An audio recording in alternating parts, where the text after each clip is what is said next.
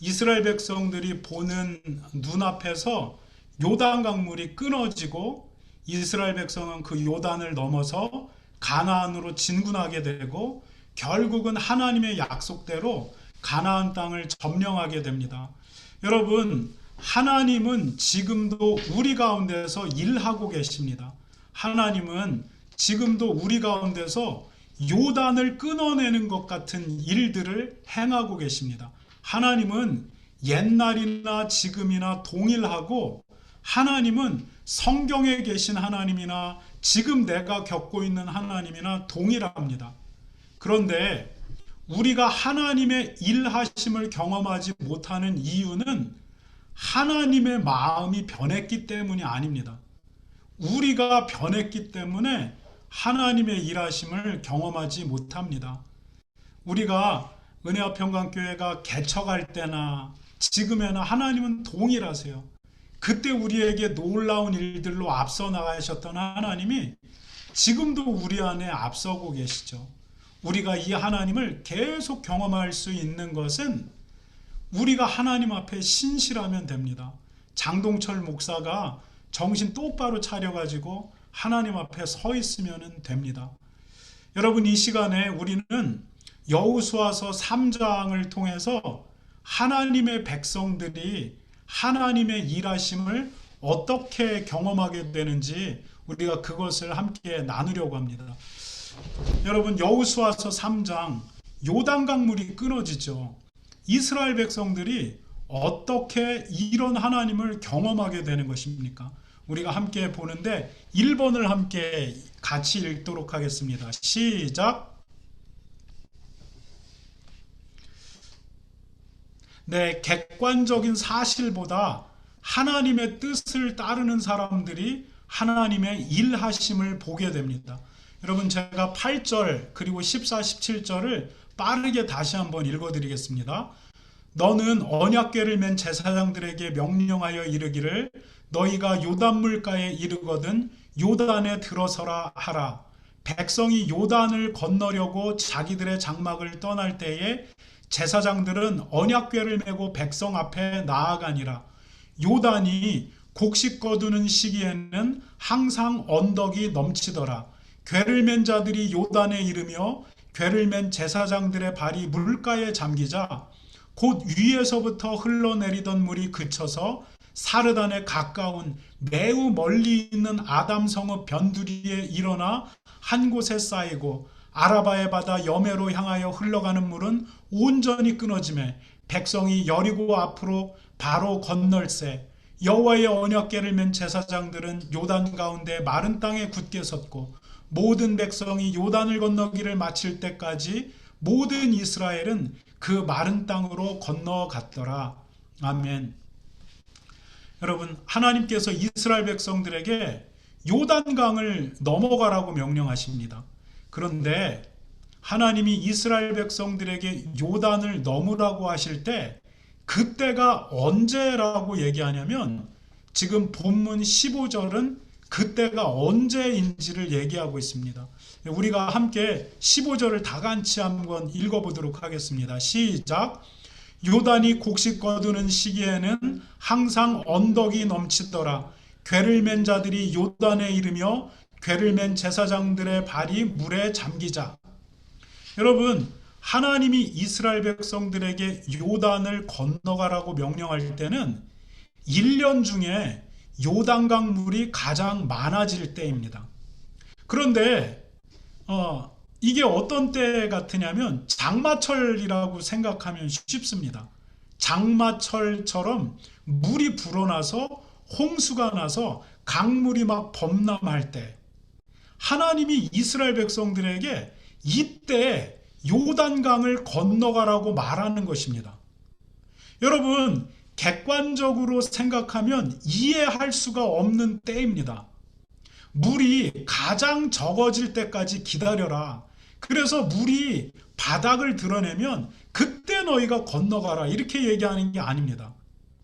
물이 많아질 때였는데 그것도 보통 많아지는 게 아니라 요단강이 홍수가 일어나서 강물이 넘쳐나는 그때, 성난 파도처럼 넘실거릴 그때 하나님이 이스라엘 백성들에게 요단강을 넘으라고 명령하는 것입니다. 여러분, 아주 객관적으로 말이 되지 않는 명령입니다.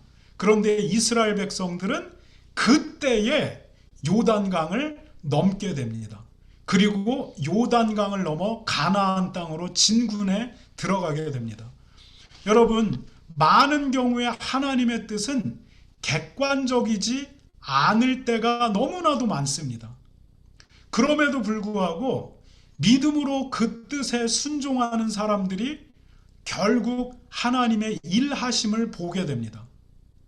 여러분, 이스라엘 백성들이 하나님의 뜻을 버리고 객관적인 사실을 따라가다가 실패했었던 경험이 있습니다.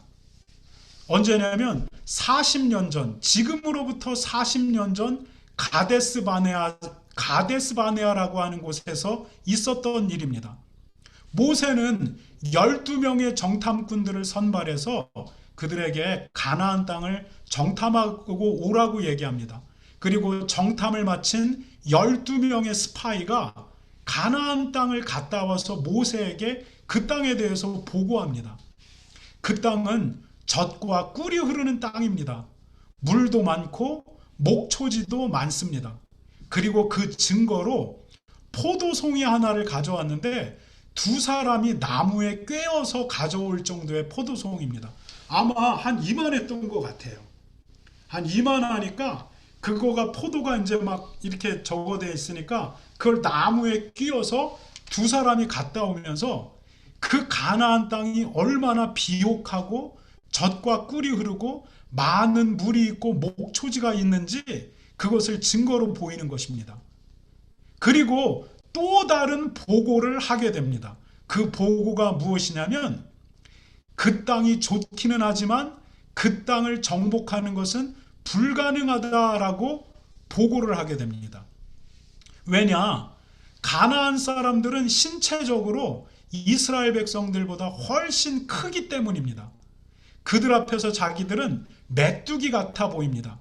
그렇기 때문에 그들과 싸우게 되면 객관적으로 우리가 전투에서 지게 된다는 것입니다. 여러분, 정탐꾼들이 이러한 보고를 내놓을 때 12명 가운데 2명이 다른 보고를 내놓게 됩니다. 누구냐면 여호수아와 갈렙입니다.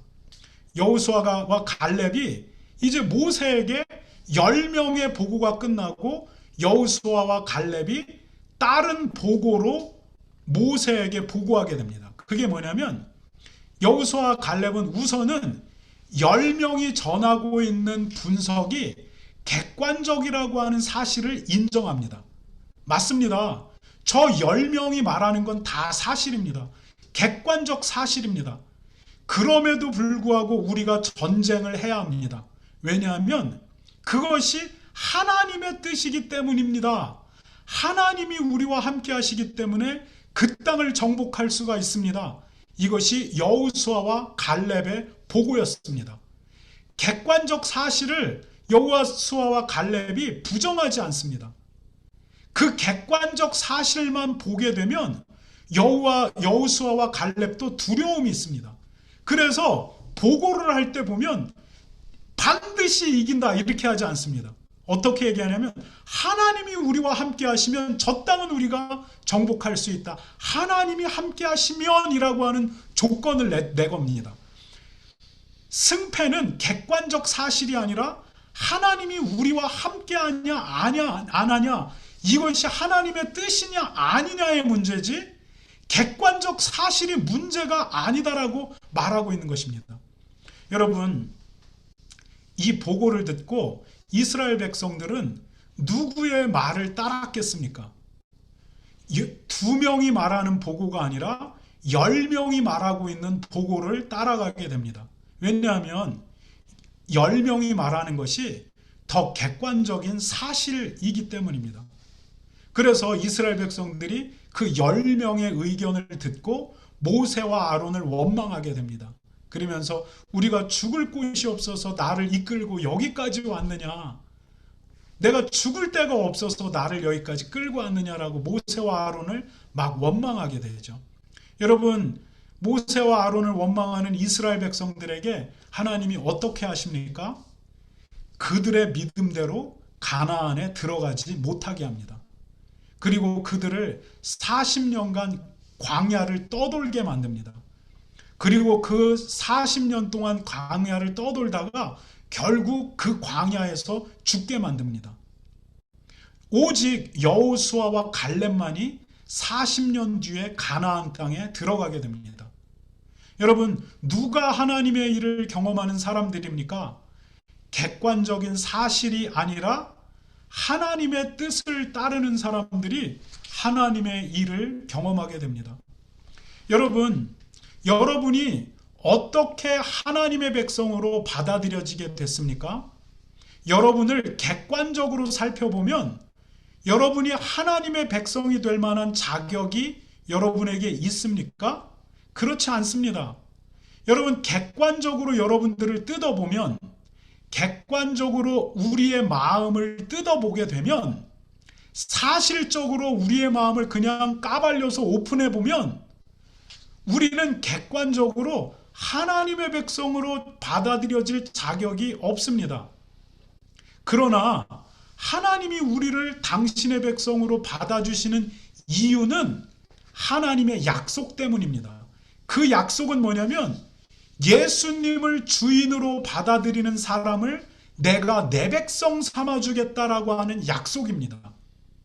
여러분, 객관적으로 생각하면 이게 가능해 보이지 않습니다. 그런데 이게 왜 가능합니까? 이게 하나님의 약속이기 때문입니다.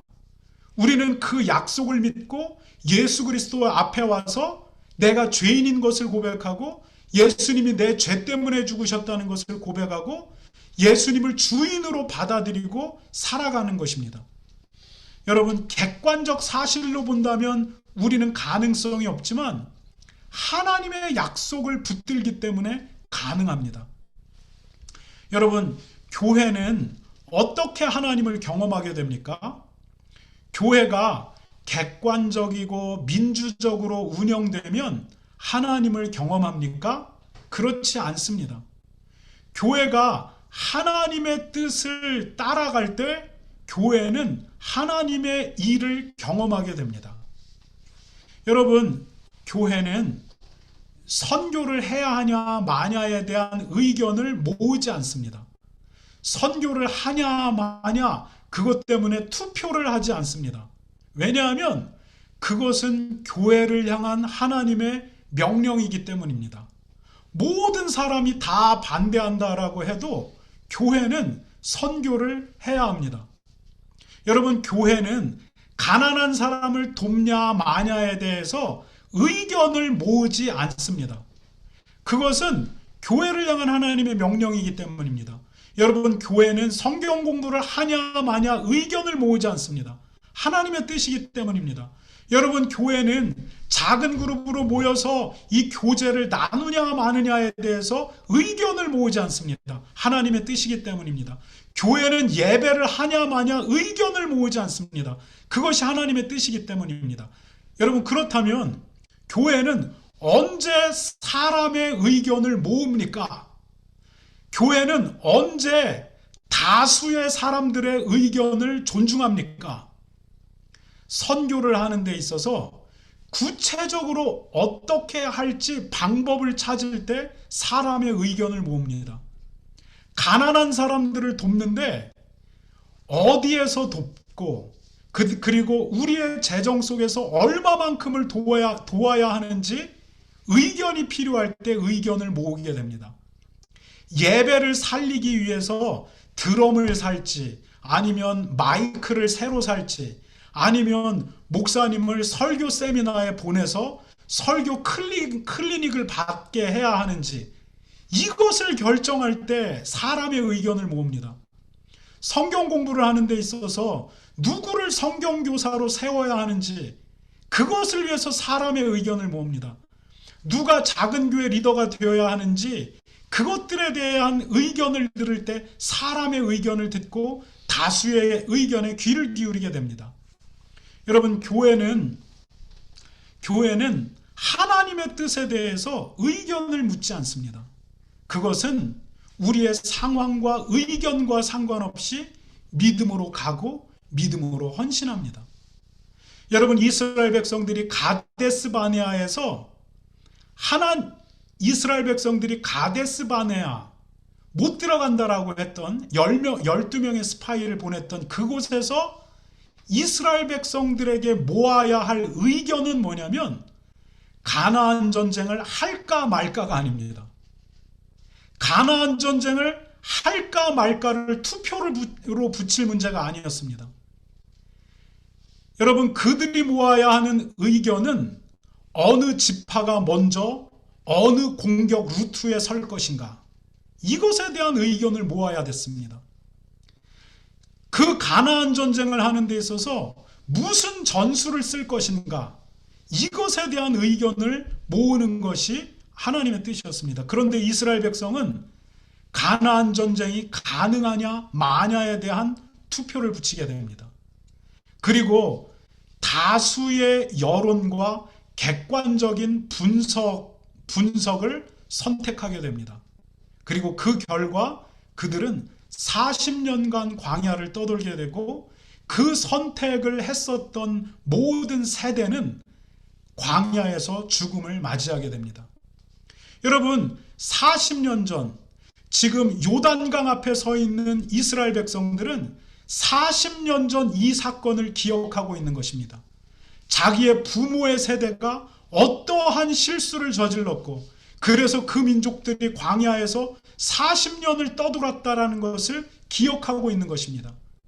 이 기억 속에서 하나님이 명령하는 말도 안 되는 명령, 요단강이 범람하는 이때에 이 강을 건너라 라고 하는 객관적이지도 않고 사실적이지 않는 이 명령 앞에 믿음으로 순종하는 것입니다.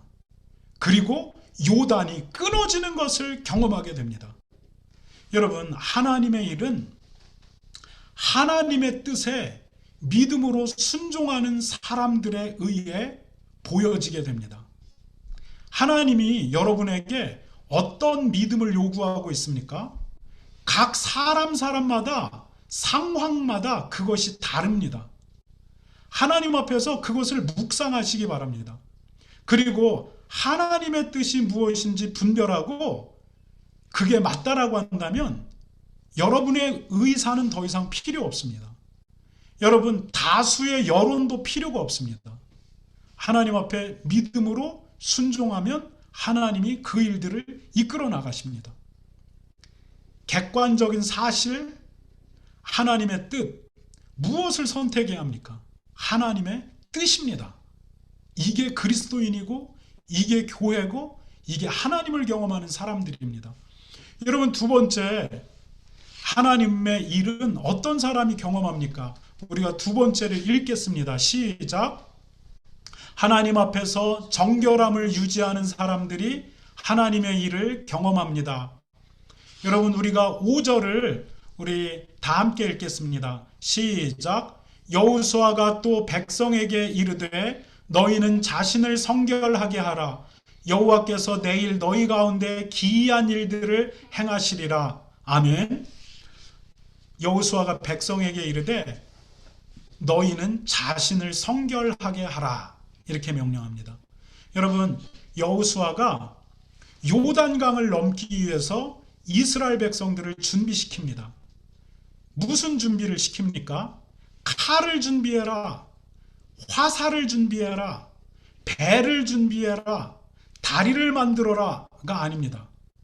이스라엘 백성들에게 준비시키는 바는 너희 자신을 성결하게 하라 였습니다. 너희 자신을 성결하게 하라. 하나님의 일은 정결한 사람들을 통해서 일어납니다. 여러분, 정결하지 함이 없는 곳에는 하나님의 역사가 일어나지 않습니다. 정결함이 없는데 하나님의 역사가 있을 거라는 기대는 하지 마시기 바랍니다. 여러분, 그렇다면 정결함이라는 것이 무엇입니까? 여러분, 우리가 죄인이잖아요. 그렇죠? 지금도 우리 안에 죄가 가득해요. 별별 오만 가지 죄가 우리 속에도 지금 막 공중을 떠돌고 있기도 해요. 여러분, 이런 우리가 어떻게 정결해질 수 있습니까? 어떻게 정결합니까? 정결하다는 것을 우리는 두 가지로, 저는 두 가지로 볼 수 있다고 생각합니다. 여러분, 정결하다는 건 첫 번째, 하나님 앞에서 정직한 마음을 유지하는 것입니다. 우리 한번 따라해 보겠습니다. 하나님 앞에서 정직한 마음을 유지하는 것이다. 여러분, 이게 정결함입니다. 여러분, 마태복음 5장에서 예수님이 마음이 깨끗한 사람이 하나님을 본다라고 말합니다. 여러분, 하나님 앞에서 정직한 마음을 유지하는 것이 정결한 사람입니다. 여러분, 하나님은 우리의 마음을 달아보십니다. 여러분, 하나님이 저울 안에 우리의 마음을 달아보듯이 이렇게 달아보십니다. 달아보십니다. 여러분, 겉으로는 우리가 아무리 선한 일을 한다고 해도 그 마음에 품은 뜻이 다른 것이다라고 한다면 하나님은 그것을 선하다라고 말씀하지 않습니다. 여러분, 은혜와 평강교회가 하나님 앞에 선한 많은 일들을 해요. 누가 봐도 선하지 않은 것 같지 않아요. 그런데 하나님이 장동철 목사의 마음을 딱 달아봤을 때 얘가 왜 이러고 있는가라고 했을 때 이 안에 다른 의도가 있다라고 한다면 사람들은 선하다라고 말하고 나도 선하다라고 말하지만 하나님은 선하다라고 말하지 않습니다. 여러분, 우리가 완전한 선을 가질 수 있는 사람들은 아닙니다. 그런데 우리가 할 수 있는 게 있는데 뭐냐면 정직한 거예요. 하나님이 너를 돌아봐라 라고 얘기했을 때 하나님, 내가 그렇네요. 잘못했습니다. 이렇게 할 수 있으면 그게 정직한 사람입니다. 여러분, 마음이 정결한다 라고 하는 것은 그의 마음에 정직을 품고 있는 것입니다. 여러분, 정직을 품지 않으면 죄인은 하나님 앞에 정결할 수 없습니다. 여러분, 불완전한 거는 문제가 아니에요. 죄에 때로는 넘어지는 것이 문제가 아니에요. 하나님 앞에서의 문제는 하나님 앞에서 정직하지 않은 거예요. 코람데오, 하나님 앞에서 정직하지 않은 것, 사람 앞에서는 정직해 보여요. 그리고 주변 사람들은 정직하다고 칭찬해요. 그러나 마음을 달아보는 하나님 앞에서 정직하지 않다면 정직하지 않은 거예요. 여러분, 하나님 앞에 여러분이 죄로 넘어질 수도 있어요. 그러나 중요한 건 하나님, 내가 이런 사람입니다. 늘 겉과 속이 하나님 앞에 같은 거예요. 이게 하나님 앞에 정결한 사람입니다. 여러분, 두 번째, 하나님 앞에 정결하다는 것은 뭐냐면 회개의 삶을 멈추지 않는 거예요. 회개하는 삶을 멈추지 않는 게 정결한 삶이에요. 여러분, 요한일서 1장 9절은 우리에게 이렇게 말합니다. 함께 요한일서 1장 9절을 함께 읽겠습니다. 시작. 만일 우리가 우리 죄를 자백하면 그는 미쁘시고 의로우사 우리 죄를 사하시며 우리를 모든 불의에서 깨끗하게 하실 것이요. 여러분, 죄를 하나님 앞에 고백하시기 바랍니다.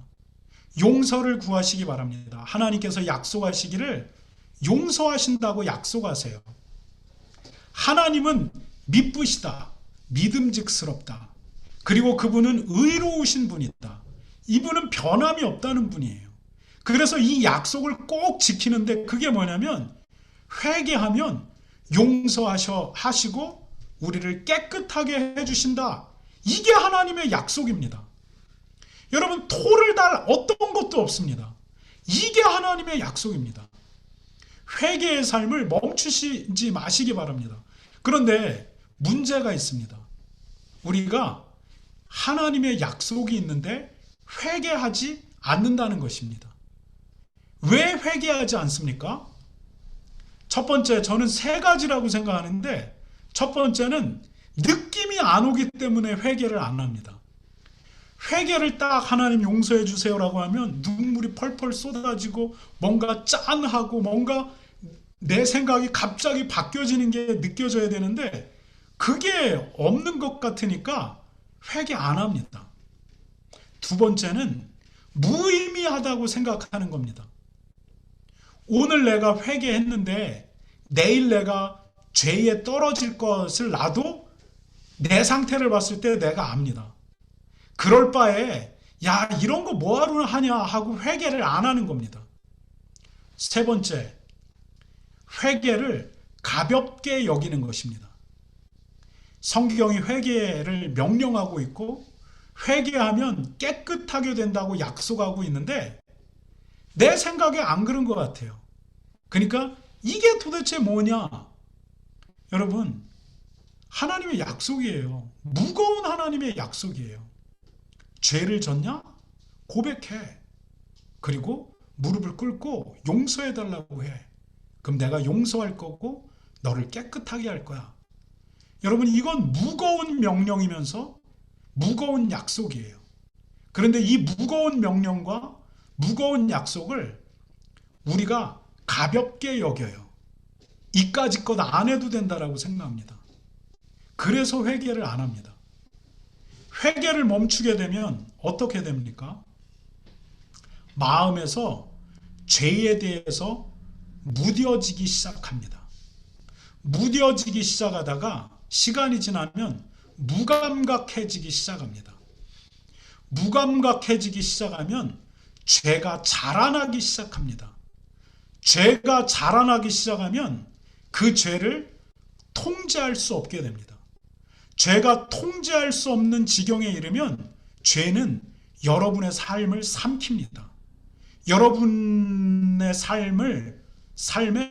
삶을 파괴합니다. 여러분의 삶에 치명적 상처를 남기게 됩니다. 여러분, 회개를 멈추지 마시기 바라요. 그냥 제가 늘 요즘에 돌아보니까 내가 안 하는 것 같은데 샤워하다가 죄가 생각이 나. 그러면 그 자리에서 바로 무릎을 꿇고 하나님, 내가 잘못했습니다. 용서해 주세요. 여러분, 화장실에 앉아 있으면 곰곰이 생각하게 되잖아요. 그러면 죄가 떠올라요. 그럼 그 자리에서 하나님, 내가 하나님 앞에 범죄했는데 용서해 주세요. 예수님의 이름으로 기도합니다. 이렇게 회개해요. 여러분, 우리가 죄인이고 자주 죄에 떨어집니다.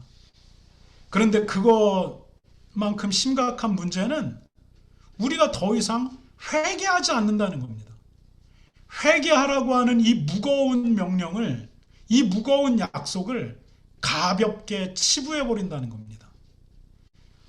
예수 그리스도로 말미암아 하나님이 우리에게 회개의 길을 열어주셨어요. 그분이 십자가에서 죽으심으로 말미암아 우리에게 회개의 길을 열어줬는데 하나님은 무겁게 이 길을 열어주셨는데 믿음이 없는 우리는 이것을 가볍게 치부해 버립니다. 여러분, 회개를 멈추면 정결한 삶이 일어날 수 없습니다. 하나님을 경험하는 사람은 누구냐? 마음이 정결한 사람입니다. 그는 정직한 마음을 유지하고 하나님 앞에 회개하는 삶을 멈추지 않습니다. 그가 하나님의 일을 보게 됩니다. 그의 마음이 하나님 앞에 순전하기 때문입니다.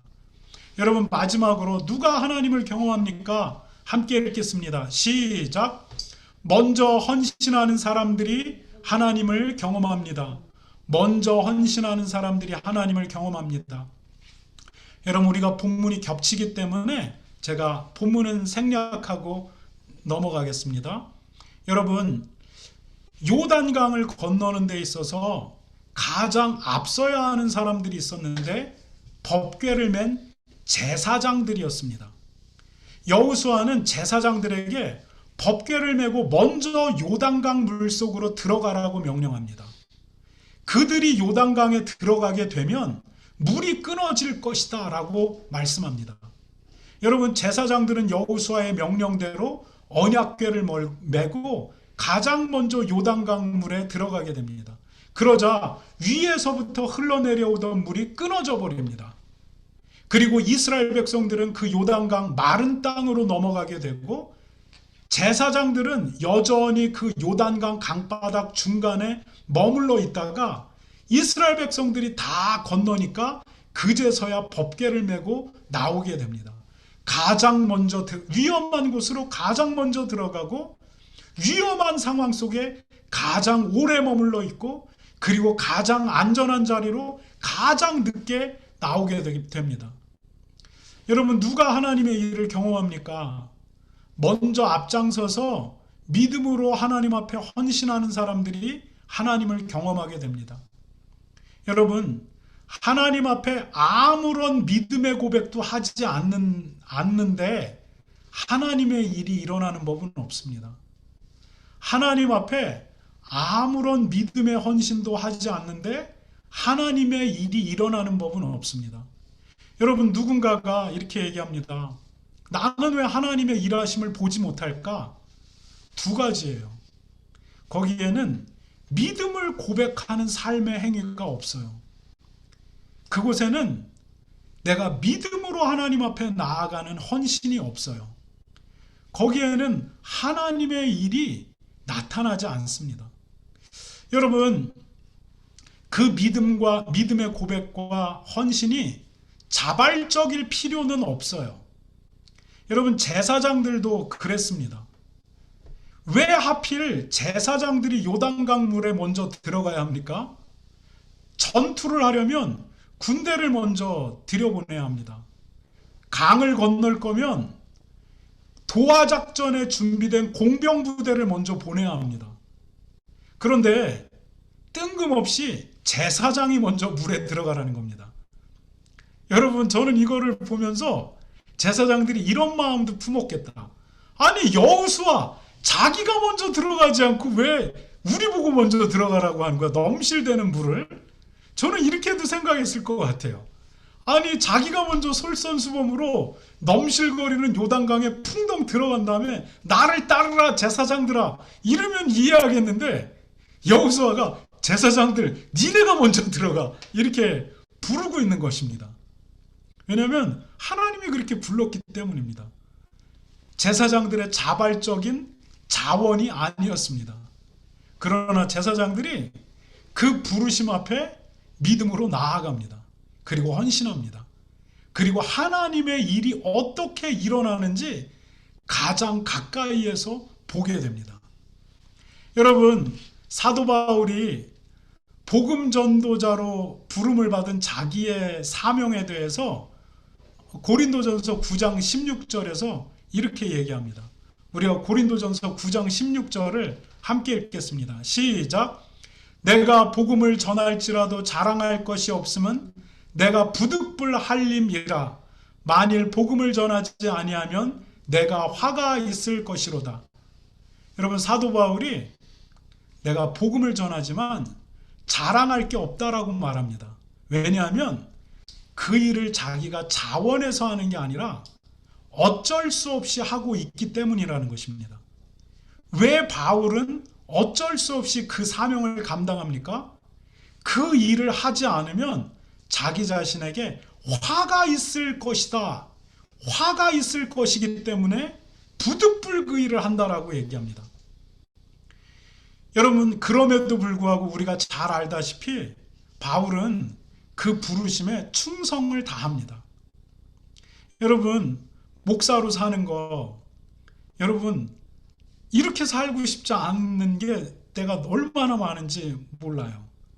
그럼에도 불구하고 이 자리를 지키는 것은 부득불하는 때가 많아요. 왜냐하면 내가 이 사명의 멍에를 무겁다, 싫다 그리고 벗겨버리면 나에게 화가 있을까봐, 하나님한테 한 대 맞을까봐, 그게 어떤 방법으로든지 모르겠지만 내 인생에서 경험했기 때문에 하나님한테 한 대 맞을까봐 그게 두려워서 짊어지고 싶지 않은 이 멍에를 짊어지고 나아가는 겁니다. 그럼에도 불구하고 믿음과 헌신으로 하나님 앞에 나아갑니다. 여러분, 제사장들이 하나님 앞에 부름을 받았어요. 그래서 어쩔 수 없이 부득불 그 자리에 나가게 됩니다. 그리고 믿음으로 그 일에 헌신할 때 하나님이 일하시는 것을 보여주십니다. 여러분, 하나님이 여러분도 부르고 계십니다. 그리고 여러분들 가운데서도 그 일을 하지 않으면 화가 있을까봐 두려워서 감히 이것을 떼어놓지 못하는 분이 있을 줄도 알아요. 여러분, 그렇다 할지라도 믿음과 헌신으로 그 길을 가시기 바랍니다. 그러면 하나님이 우리의 삶을 통해 당신의 일을 보여주십니다. 여러분, 말씀을 마칩니다. 누가 하나님의 일을 경험합니까? 객관적 사실이 아니라 하나님의 뜻에 순종하는 사람입니다. 누가 하나님의 일을 경험합니까? 정결한 마음을 가진 사람입니다. 그 사람들은 코람데오 하나님 앞에 정직합니다. 그리고 회개를 멈추지 않습니다. 누가 하나님의 일을 경험합니까? 다른 사람보다 앞서 믿음의 수고를 가지는 사람들이 하나님의 일을 경험합니다. 은혜와 평강교회가 이런 하나님을 경험하는 교회가 되기를 바랍니다. 이제 5주년을 향해 나아갑니다. 은혜와 평강교회가 하나님의 뜻에 순종하고 하나님 앞에 정직하며 그리고 믿음과 수고로 헌신해서 하나님의 역사를 보는 교회가 되기를 바라고 여러분 개인이 되기를 바랍니다.